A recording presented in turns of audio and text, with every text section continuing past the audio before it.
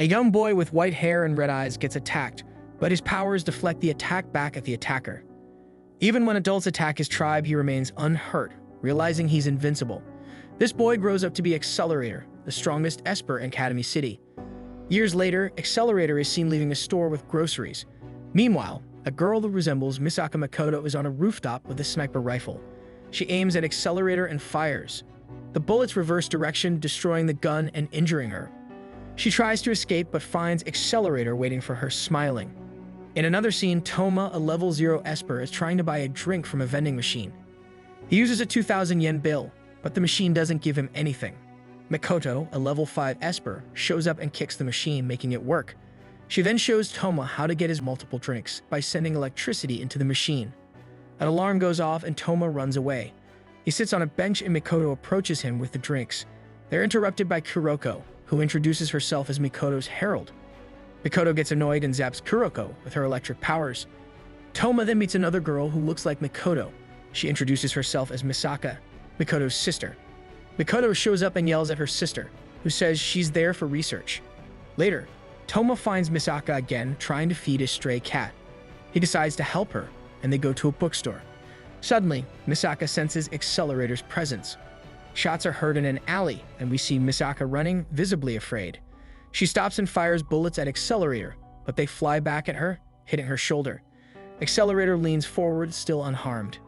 The girl shoots her gun at Accelerator's face, but the bullets stop and turn back towards her. She uses her gun as a shield and throws it at him before running. She then tries to use her electric powers on him, but it backfires and she gets shocked instead. She realizes that Accelerator's power is to reflect attacks. However, he corrects her, stating his ability is to change vectors and that reflection is its default setting. Accelerator then touches her open wound and mentions that he could reverse the flow of her blood, smiling as he offers her a chance for a peaceful end if she guesses correctly what would happen. Meanwhile, Toma exits the bookstore, feeling uneasy. He investigates an alley and finds a lone bloody shoe, then discovers Misaka, Mikoto's sister, lying in a pool of blood. Horrified, he steps back, struggling to process the gruesome scene. The story then cuts to several members of Anti-Skill securing an area away from onlookers. Toma sits on the ground, despondent, with the cat he had left with a now-deceased girl. An Anti-Skill member asks Toma to show them the crime scene. Toma agrees and leads 2 Anti-Skill members to the location. However, there's no trace of blood. Puzzled, Toma runs to the spot where he found Misaka's body, but finds nothing. Suddenly, the cat alerts him, and he runs in that direction, eventually finding a person with goggles that look like Misaka's. Stunned, Toma asks how she can be alive. She corrects him, saying she actually died. Toma is shocked and asks what's in the large bag she's carrying. She doesn't answer but asks him to decode a password-like string of letters and numbers. She then says Toma isn't part of the experiment. As he tries to figure out what's in the bag, he hears a familiar voice behind him. Another girl who looks like Makoto appears. Then more identical girls appear, each apologizing or explaining something different. The first girl apologizes for leaving the cat, the next says she didn't want to involve the animal, another says she's sorry for worrying him. One after another, more of these identical girls appear, including the one with the large bag. Toma learns from a girl who calls herself Misaka 10,032 that she and others like her are clones made for military use. They share memories via their electric powers.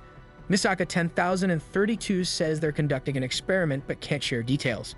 She asks Toma to care for the cat they had, then leaves with her clone sisters. Later, Toma arrives at Tokuwada Middle School dorms to find Makoto. A voice belonging to a girl named Kuroko tells him Makoto isn't home but he can wait inside. When he enters, Kuroko offers him a seat on her bed. Toma asks why she's on Makoto's bed and if she's strange in some way. They hear footsteps. Fearing it's the dorm supervisor, Kuroko tries to teleport Toma out but finds her powers don't work on him. She hides him under Makoto's bed. Under the bed, Toma finds documents and a stuffed bear revealing important information about the clones and a plan to make Accelerator, the strongest Esper, even stronger. Alarmed, Toma leaves, convinced he must find Makoto because she's key to what's happening with her clones. He notices wind turbines spinning without wind and decides to follow them, believing they'll lead him to Makoto. Makoto, a level 5 Electromaster capable of generating electricity, is lost in thought on a bridge. She recalls how a doctor once told her that her electric abilities could offer hope to people unable to move their own limbs. She also remembers hearing rumors about clones made from her DNA being used for military purposes. These memories haunt her as she leans on the railing of the bridge, periodically releasing bursts of electricity. As she's pondering, Toma appears. He bluntly tells her halt what's going on, revealing that he knows about a secret project. According to documents he found in Makoto's room, the aim of this project is to make Accelerator, already the most potent psychic in Academy City, even more powerful by promoting him to a level 6. This upgrade requires him to fight and beat 20,000 clones based on Makoto. Toma accuses her of being part of this horrific experiment. Faced with this, Makoto admits that Toma's dark suspicions are probably right. Makoto tells Toma that she had been targeting facilities on the map to stop the experiment, but it doesn't work because new places keep popping up to continue the project. She thinks the board of directors knows and allows it. Makoto believes defeating Accelerator will stop the experiment. Toma disagrees, saying she's not strong enough to beat him. Makoto decides to go face Accelerator, accepting she might die. Toma blocks her way, refusing to let her go. Makoto attacks Toma, knocking him down. She regrets hitting him, but Toma gets back up, still refusing to let her pass. Makoto says she's responsible for the deaths of over 10,000 clones, calling herself a villain. Toma insists she's not evil. In frustration, Makoto releases a powerful electrical burst.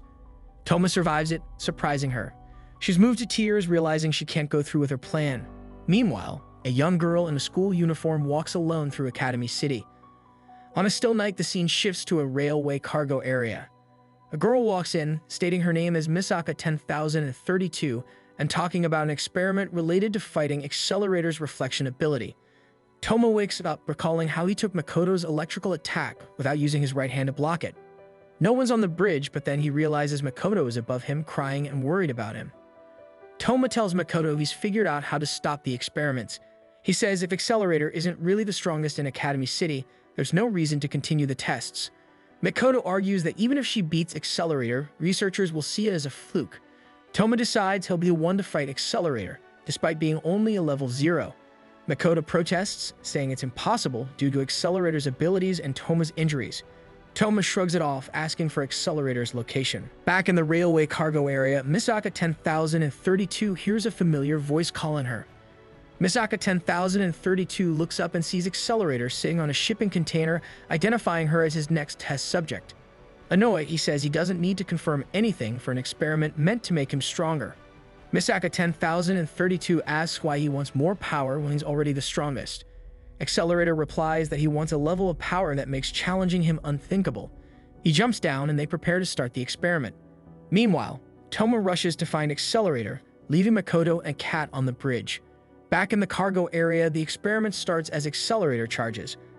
On the bridge, Makoto feels restless but recalls Toma's warning not to interfere. Despite this, she starts running toward Accelerator's location. Toma arrives outside the cargo area and hears fighting. Inside, Misaka 10032 attacks Accelerator with electricity, but it has no effect. The battle pauses briefly as Accelerator catches his breath. He smells something in the air and looks up to see Misaka 10032 on top of a shipping container. Accelerator realizes that Misaka 10032 is using her powers to create ozone and deplete the air, impressed by her cleverness. Despite this, he closes the distance and uses his vector-changing ability to knock her down. As she lies in pain, Accelerator looms over her and talks about defeating foes by altering momentum vectors, kicking her repeatedly. Just then, Toma arrives and orders Accelerator to step away from Misaka 10032. Irritated, Accelerator demonstrates his power by destroying a tower with a small rock. Unfazed, Toma advances, catching Accelerator's interest. Misaka 10032, surprised to see Toma, wonders why he's helping her when she's just one of many clones. Toma retorts that he's there to save her because she's unique. Annoyed, Accelerator taunts Toma for his hero-like words and ignores him. Toma tries to attack, but Accelerator uses his power to create an explosion, throwing Toma back.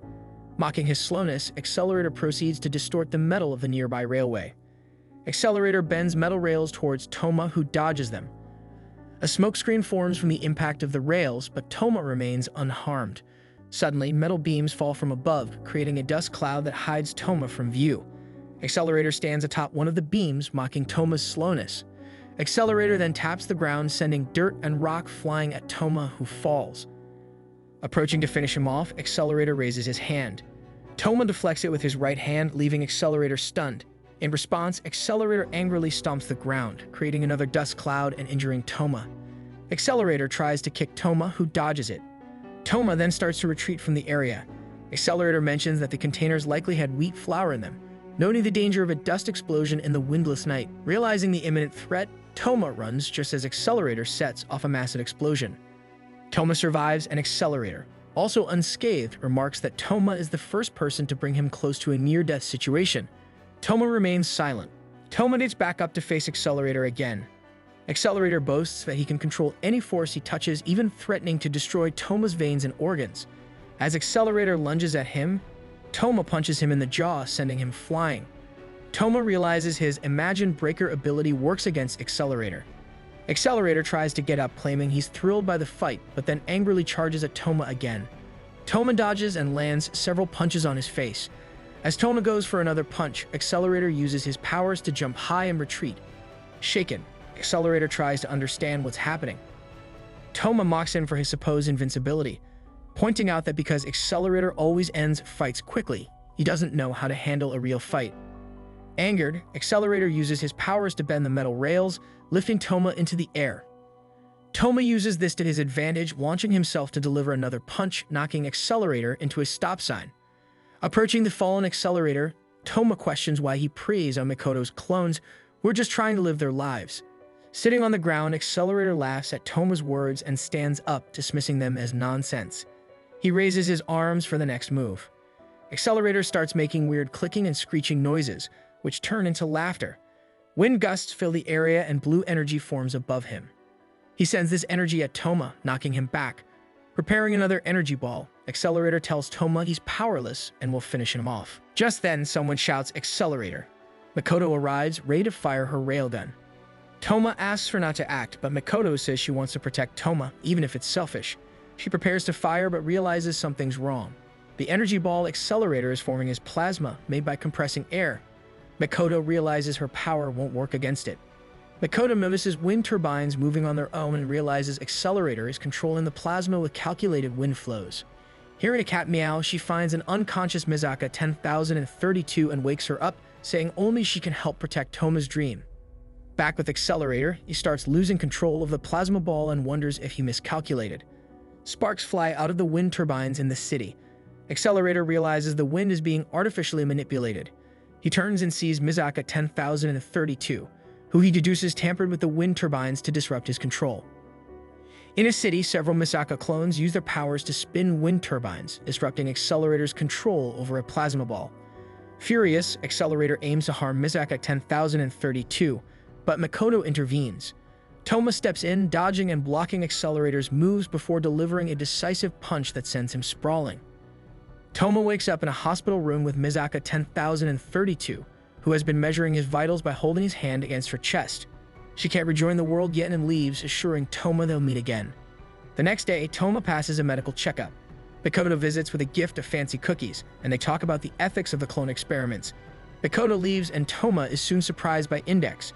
She's concerned but also upset, prompting Toma to apologize and admit he fought for his own reasons this time. The story concludes with various characters. Mikoto returns to her dorm and is warmly welcomed by Kuroko. Misaka 10,032 feeds her cat and smiles as it licks her face.